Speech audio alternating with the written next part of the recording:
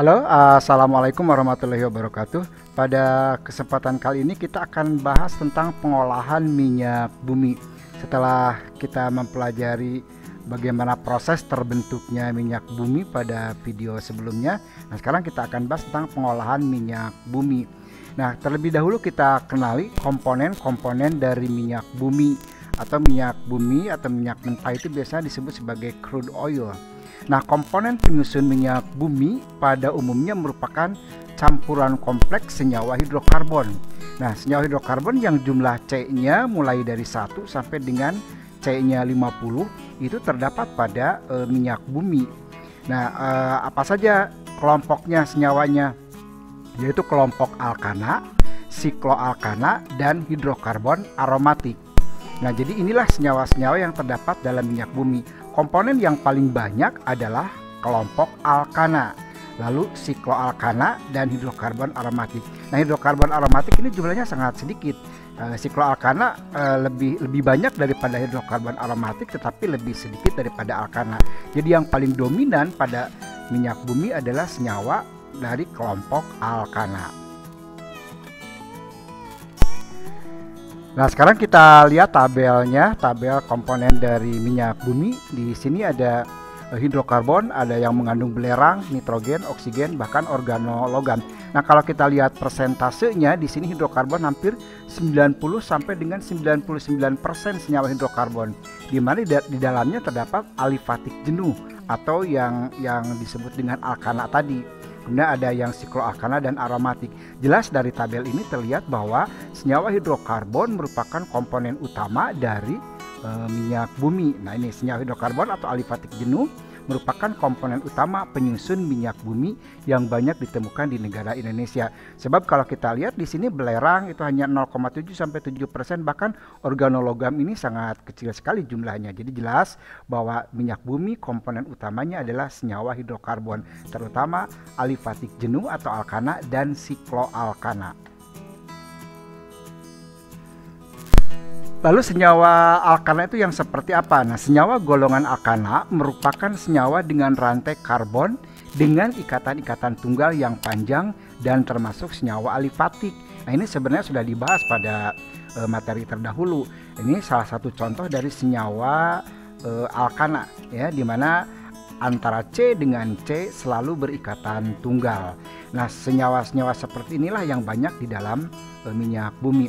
Nah, selain senyawa alkana, yang dominan di dalam minyak bumi adalah senyawa sikloalkana, ya. Jadi kelompok alkana tapi yang strukturnya berupa siklus atau berupa melingkar. Nah, seperti ini. Ini salah satu contoh dari senyawa sikloalkana. Nah, inilah komponen yang paling banyak di dalam minyak bumi. Kalau kita lihat sekarang persentase jumlah kandungan unsurnya, jelas di sini kita melihat bahwa karbon merupakan senyawa atau unsur yang paling banyak di dalam minyak bumi. Ini hampir mencapai 83 sampai 87%. Sementara hidrogen 10 sampai 14% dan yang lainnya relatif cukup kecil. Jadi jelas di sini bahwa unsur yang paling banyak di dalam minyak bumi adalah unsur karbon. Kita lanjut sekarang bagaimana pengolahan minyak bumi. Setelah kita tahu tadi komponen-komponen dari minyak bumi. Nah, minyak bumi atau yang dikenal juga dengan minyak mentah atau crude oil itu berwujud cairan kental berwarna hitam yang belum dapat dimanfaatkan karena masih berupa campuran senyawa-senyawa campuran dari senyawa alifatik, alkana dan sikloalkana. Nah, kemudian agar dapat dimanfaatkan, maka minyak bumi harus mengalami proses pengolahan terlebih dahulu. Nah, pengolahannya minyak bumi dilakukan melalui dua tahap. Ya, melalui dua tahap, di mana tahap yang pertama adalah pengolahan primary processing atau dilakukan dengan cara destilasi bertingkat. Ya. Kemudian pengolahan yang kedua adalah secondary processing, dilakukan dengan beberapa cara seperti cracking, ekstraksi, kristalisasi, pembersihan dari kontaminasi atau treating. Nah, ini sampai dengan bisa digunakannya minyak bumi melalui dua proses pengolahan ini, yaitu primary processing melalui destilasi dan pengolahan tahap kedua melalui secondary processing. Nanti kita lihat satu persatu tentang pengolahan dari minyak bumi ini. Nah, sekarang kita lihat pengolahan untuk tahap pertama. Nah, pengolahan minyak bumi tahap pertama dilakukan dengan destilasi bertingkat, yaitu proses destilasi berulang-ulang, sehingga nanti akan didapatkan berbagai macam hasil berdasarkan perbedaan titik didihnya. Nah, pengolahan minyak bumi melalui destilasi bertingkat bisa dilihat pada bagian seperti ini. Ini ada suatu menara, ya, menara untuk melakukan destilasi bertingkat. Tetapi sebelum kita bahas, sebelum kita mengenal lebih jauh tentang proses pengolahan minyak bumi melalui bagian ini, ada baiknya kita pahami dulu tentang sifat-sifat dari alkana, terutama yang kaitannya dengan titik didih. Oke, sekarang kita lanjutkan. Pada saat kita membahas sifat-sifat fisis dari alkana alkuna, salah satunya yang kita bahas adalah titik didih dan titik leleh, di mana semakin bertambah jumlah atom C, maka semakin tinggi titik didihnya ataupun titik lelehnya. Sementara sekarang di dalam minyak bumi itu ada senyawa karbon yang jumlah atom C-nya 1 sampai dengan jumlah atom C-nya 50. Nah, makanya sekarang titik didihnya pasti akan berbeda-beda. Nah, oleh karena itu kita pisahkan senyawa-senyawa tersebut berdasarkan perbedaan titik didihnya melalui menara yang tadi kita lihat. Konsep yang kedua yang harus dikuasai di dalam memahami proses pengolahan minyak bumi dalam menara destilasi, konsep seperti ini. Misalnya sekarang air mendidih pada suhu 100 derajat Celcius. Tentu dia akan berubah menjadi uap air. Nah, uap air itu kalau kita dinginkan kembali sampai suhunya di bawah 100 derajat Celcius, maka uap air akan kembali menjadi cair. Nah, prinsip ini juga yang dipakai di dalam pengolahan minyak bumi melalui destilasi bertingkat. Jadi nanti minyak bumi dipanaskan, berubah menjadi uap dan didinginkan kembali lalu menjadi cair kembali. Nah, ini yang perlu kita pahami juga. Baik, sekarang kita lihat proses pengolahan minyak bumi, minyak mentah pada menara destilasi. Nah, di sini ada boiler. Nah, ini jadi minyak mentah atau crude oil dimasukkan ke sini, ke boiler. Kemudian di sini ada menara. Menara ini diberi sekat-sekat, di mana sekatnya ini sudah diatur suhunya. Ini 300 derajat Celcius, 250 derajat Celcius sampai dengan 20 derajat Celcius paling atas. Jadi semakin tinggi suhunya semakin rendah pada menara ini. Kemudian minyak bumi atau crude oil dimasukkan ke dalam boiler, dipanaskan sampai mencapai 600 derajat Celcius. Nah, kalau mencapai 600 derajat Celcius, maka minyak bumi di sini akan berubah menjadi uap. Nah, uap minyak bumi masuk melalui pipa ke dalam menara. Nah, di sini karena suhunya 300 derajat Celcius pada ruangan ini, nah ini kan lebih rendah. Asalnya kan uap itu suhunya 600 derajat Celcius. Masuk ke ruangan ini suhunya menjadi 300. Berarti si uap itu mengalami pendinginan. Tadi kita ingat bahwa kalau mengalami pendinginan, maka si uap itu akan berubah menjadi cair. Nah, sekarang yang berubah menjadi cair di sini yang mana? Yang titik didihnya antara 300 sampai dengan 250 derajat Celcius. Jadi senyawa hidrokarbon yang titik didihnya antara 300 sampai 250 derajat Celcius akan mencair di sini.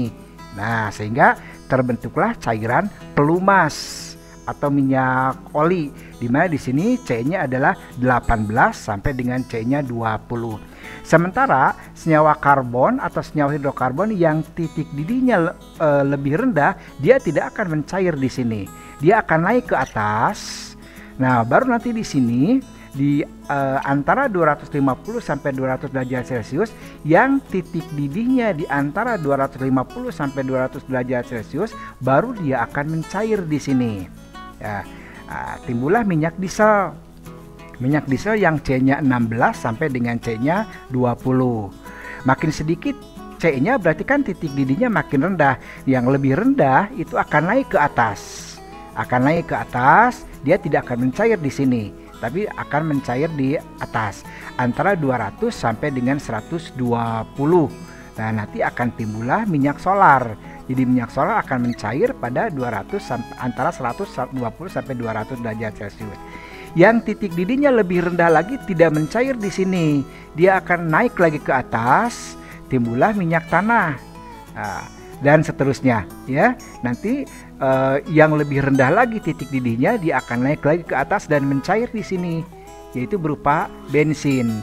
Bahkan paling atas adalah yang sudah tidak dicairkan lagi, tidak bisa mencair lagi, yaitu berupa gas-gas petroleum yang pada suhu 20 derajat Celcius itu berupa gas petroleum yang C-nya 1 sampai dengan C-nya 5. Nah, inilah proses pengolahan minyak bumi melalui destilasi bertingkat. Jadi didasarkan kepada perbedaan titik didih. Makin tinggi titik didih, makin cepat dia mencair. Tapi kalau titik didihnya rendah, maka dia mencairnya di bagian atas.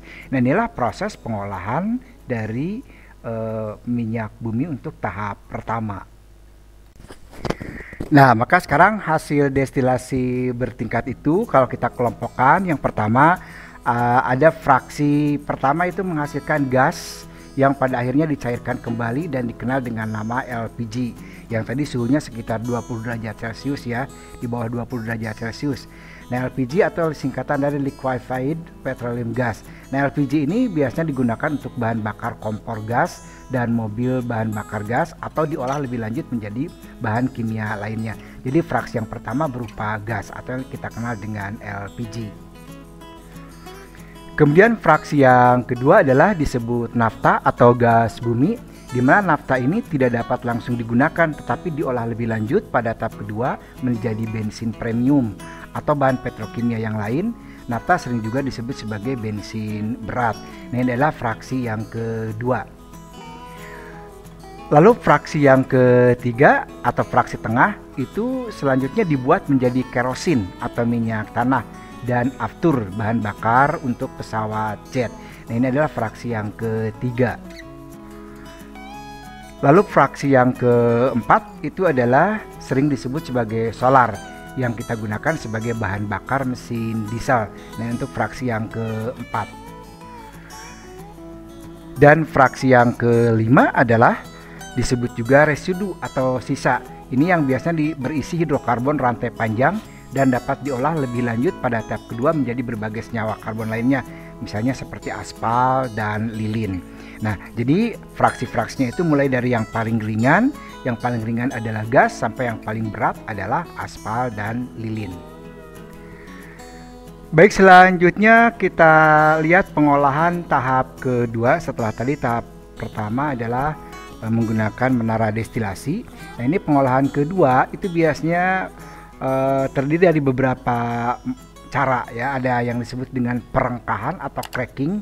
Nah, ini biasanya dilakukan untuk memecah rantai karbon. Karena kan tadi rantai C-nya ada yang pendek, ada yang panjang. Nah, ini biasanya dipecahkan rantai karbonnya dan istilahnya disebutnya perengkahan atau cracking.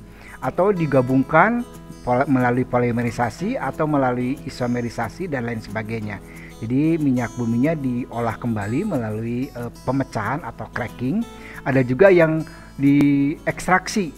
Nah, jadi dibersihkan produk-produknya dengan menggunakan pelarut-pelarut tertentu. Jadi diolah kembali, diekstraksi. Lalu ada juga yang dikristalisasikan. Dikristalisasi misalnya aspal atau lilin. Nah, itu kan dikristalkan kembali ya. Itu namanya kristalisasi. Bahkan ada yang dibersihkan dari pengotor-pengotornya supaya lebih murni lagi, tidak terkontaminasi. Nah, jadi tidak langsung digunakan tetapi diolah kembali melalui tahap yang kedua. Nah, hasil pengolahan minyak bumi tahap kedua ini biasanya yang langsung kita gunakan. Nah, ini ada gas yang jumlah C-nya 1 sampai C4, kemudian ada petroleum ether, ada bensin, nafta, kerosin, minyak tanah, minyak solar, minyak pelumas, lilin, dan seterusnya. Ini dilengkapi dengan titik didihnya serta kegunaan-kegunaannya. Nah, untuk hasil dari tahap kedua. Nah, ini biasanya dari hasil tahap kedua bisa langsung digunakan oleh kita sebagai konsumen. Nah, sekarang apa dampak dari pembakaran bahan bakar? Nah, dampaknya yang pertama timbul gas karbon dioksida, sebab kalau bahan bakar bensin atau bahan bakar dari minyak bumi itu kan banyak mengandung karbon. Nah, kalau dibakar maka akan menghasilkan gas CO2. Nah, apa sekarang kelemahannya? Nah, gas CO2 yang melebihi ambang batas itu bisa mengakibatkan gangguan pernapasan dan meningkatnya suhu bumi yang disebut dengan efek rumah kaca atau global warming. Nah, ini yang membahayakan apabila memang kadar CO2 sudah banyak di atmosfer akibat pembakaran dari bahan bakar. Kemudian bisa juga menghasilkan gas karbon monoksida. Jadi pembakaran bahan bakar kalau tidak sempurna pembakarannya itu akan menghasilkan gas karbon monoksida atau gas CO. Nah, kalau ini mempunyai ambang batas di udara sekitar 32 ppm atau part per million. Ya, kalau lebih dari 32 ppm dalam darah bereaksi dengan hemoglobin membentuk CO hemoglobin yang bersifat racun menyebabkan kematian. Jadi kalau di udara sudah terlalu banyak karbon monoksida itu akan bersifat racun karena mudah sekali berikatan dengan hemoglobin darah. Ini jelas sangat berbahaya. Nah, selain karbon dioksida dan karbon monoksida, pembakaran bahan bakar juga bisa menghasilkan senyawa-senyawa oksida-oksida sulfur dan nitrogen, SO2, NO2, dan NO3. Nah, sulfur dioksida itu bisa menimbulkan iritasi dan hujan asam yang bersifat korosif. Oksida nitrogen itu bisa menghasilkan asap kabut atau yang dikenal dengan smog. Nah, oleh karena itu harus dijaga jangan sampai udara banyak tercemar oleh gas-gas hasil dari pembakaran bahan bakar. Baik, sekarang kita lanjutkan, kita bahas tentang bensin. Bensin salah satu fraksi dari minyak bumi, di mana bensin ini merupakan campuran yang setara antara isooktana dan normal heptana. Jadi dalam bensin mengandung isooktana dan normal heptana. Bagaimana rumusnya? Nah, ini adalah normal heptana. Jadi merupakan senyawa kelompok alkana. Nah, ini juga sama, ini adalah isooktana. Jadi yang dikandung dalam bensin itu adalah normal heptana dan isooktana. Nah, angka yang digunakan untuk menentukan kualitas bensin disebut bilangan oktan. Jadi, banyaknya isooktana inilah yang menentukan kualitas bensin. Semakin banyak isooktananya, maka kualitas bensin akan semakin bagus. Nah, contohnya kita lihat contohnya. Di sini ada premium, ada pertalite, pertamax, dan pertamax turbo. Nah, ternyata nilai oktan dari premium itu adalah 88. Nah, sementara pertalite 90, pertamax 92, dan pertamax turbo 98. Ini apa artinya? Kita ambil satu contoh saja. Kalau premium itu berarti mengandung 88% isooktana dan 12% normal heptana. Nah, sementara pertalite itu 90% isooktana dan 10% normal heptana. Begitu pula dengan pertamax. Pertamax berarti 92% isooktana dan 8% normal heptana. Begitu pula dengan pertamax turbo, 98% isooktana dan 2% normal heptana. Nah, semakin tinggi nilai oktan, semakin tinggi pula jumlah isooktananya, atau sebaliknya, semakin tinggi isooktananya maka kualitas bensin akan semakin bagus. Kemudian pada umumnya bensin yang dihasilkan dari proses pengolahan tahap pertama minyak bumi itu mempunyai bilangan oktan antara 70 sampai 80. Jadi isooktananya antara 70% sampai dengan 80%. Untuk itu perlu dinaikkan angka oktannya. Nah, salah satunya dengan menambahkan tetraethyllead. Nah, jadi kita tambahkan dengan tel, maka kualitas bensin akan semakin naik karena bilangan oktannya akan semakin tinggi. Jadi kita tambahkan dengan tel. Nah, tetapi karena penggunaan tel itu menimbulkan pencemaran udara, maka penggunaannya sudah ditinggalkan dan sekarang diganti dengan metil tersier butil ether atau MTBE untuk meningkatkan kualitas bensin. Nah, ini metil tersier butil ether ini yang dipakai untuk meningkatkan kualitas bensin agar nilai oktannya semakin tinggi. Nah, jadi sekarang yang banyak digunakan untuk meningkatkan kualitas bensin adalah MTBE, metil tersier butil ether atau MTBE. Tidak lagi digunakan TEL karena memang MTBE lebih ramah lingkungan, tidak mencemari lingkungan. Sementara TEL itu akan mencemari lingkungan karena ada logam timbal yang bisa mencemari udara. Nah, inilah bahasan kita tentang minyak bumi. Untuk selanjutnya kita lihat soal-soal dan tugasnya.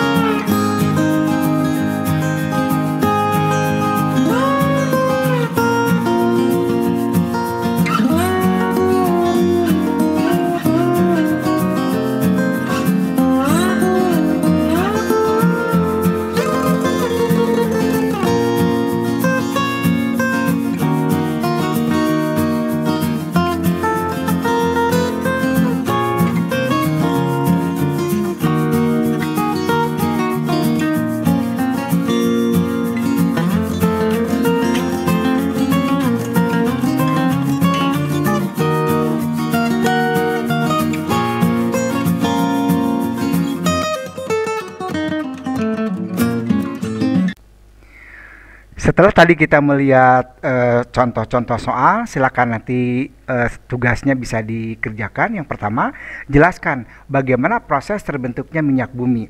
Nah, ini pernah disampaikan pada video sebelumnya, nanti bisa dilihat di deskripsi, ada video tentang proses terbentuknya minyak bumi. Kemudian yang kedua, jelaskan proses pengolahan minyak bumi dari minyak mentah sampai dapat dimanfaatkan. Kemudian yang ketiga, sebutkan produk-produk yang dihasilkan dari proses pengolahan minyak bumi dan kegunaannya. Serta yang keempat, untuk menaikkan kualitas bensin ditambahkan TEL. Tapi sekarang sudah ditinggalkan. Mengapa? Diganti dengan MTBE. Dan yang kelima, jelaskan dampak negatif jika bahan bakar minyak digunakan secara berlebihan. Nah, inilah video tentang pengolahan minyak bumi. Terima kasih. Assalamualaikum warahmatullahi wabarakatuh.